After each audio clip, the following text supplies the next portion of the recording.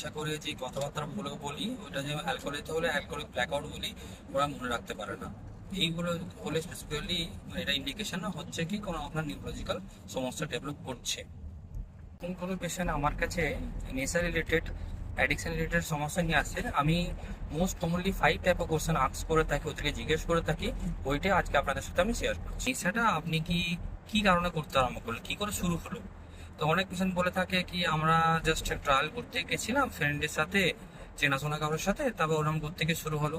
কিছু পেশেন্ট বলে থাকে আগে আমি নেশাটা কম করতাম, কিন্তু যখন থেকে আমি স্ট্রেস, তারপরে ওয়ার্ক প্রেশার, কিছু স্লিপের ইস্যুসে ভুগছি, তখন থেকে নেশাটা বাড়িয়ে দিই। আর কিছু মানে পেশেন্ট বলে থাকে কি আমি আগে নেশা করতাম না, কিন্তু স্ট্রেসের পর থেকেই নেশা করছি। তো এখানে আমরা আইডেন্টিফাই করার চেষ্টা করি ইনিশিয়েটিং ফ্যাক্টর, কেন উনি নেশা শুরু করলেন, কেনটা খুব ইম্পর্টেন্ট আমাদের ট্রিটমেন্ট পারপাসে। এর সাথে বলে থাকি কি মানে কোন জিনিসটাকে দেখে আপনি নেশা মানে করতে ট্রিগার হয়ে যান। মানে হতে পারে কি ফ্রেন্ডরা কল করছে, হতে পারে কি আপনার স্ট্রেস হচ্ছে ততক্ষণ করছেন, ঘুমের ইস্যুস হচ্ছে করছেন। তো ট্রিগার ফ্যাক্টরটাকে আইডেন্টিফাই করাটা খুব দরকার। আর এর সাথে আমরা বলে থাকি কি আপনার আইডেন্টিফাই করতে হবে কি আপনি কি সিঙ্গেল নেশা করছেন না মাল্টিপল নেশা একসাথে করছেন। কিছু লোক মানে ক্যানাবিস, ব্রাউন সুগার একসাথে খেয়ে থাকে, কিছু লোক অ্যালকোহল স্মোকিং একসাথে করে থাকে, ইভেন আরো ওর সাথে মাল্টিপল নেশা করে থাকে। এর সাথে হচ্ছে এটা যখন এই কোশ্চেনটা ওনাদেরকে করি, ওনারা বেশিরভাগ সময় বলে থাকে কি আমার ফ্যামিলি লোক বলছে না সোসাইটি থেকে বলছে তাই নেশা ছাড়তে থাকে। আমি ওনাকে দুটো দুটো জিনিস ওনাকে আমি মানে চিন্তা করতে বলি।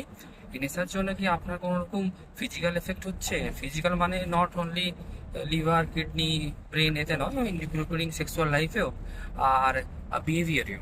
আর এর সাথে বলে থাকে কি আপনার নেশার জন্য কি আপনার মানে পার্সোনাল যে একটা যে টাইম দিতে পারতেন পার্সোনাল নিয়ার অ্যান্ড ডিয়ার ওয়ানকে, ওইটাও কি আপনি ওদেরকে বঞ্চিত করছেন?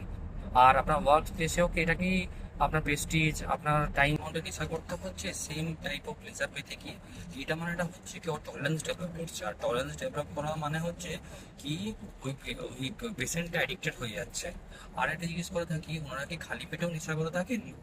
আর সব থেকে বড় জিনিস জিজ্ঞেস করে থাকি, কিছু লোক আমাদের কাছে কমপ্লেন করে বাড়ির লোকরা, আর নিজেরাও বলে কি আমি ঘুম চোখ খুলে আমাকে নেশা করতে হয়। এই জিনিসগুলো ফেলেছেন কোনো রকম আপনার খিচুনি, কোনো রকম মানে যে ইনস্ট্যান্টগুলো হয়েছে, যে বক্তব্যগুলো কথাগুলো বলেছেন ওগুলো কি ভুলে যাচ্ছেন। কিছু লোক আমাদের কাছে কমপ্লেন করে থাকে নেশা করে যে কথাবার্তাগুলো বলি ওটা যে অ্যালকোহলিক হলে অ্যালকোহলিক ব্ল্যাকআউট বলি, ওরা মনে রাখতে পারে না। এইগুলো হলে স্পেসিফিক্যালি এটা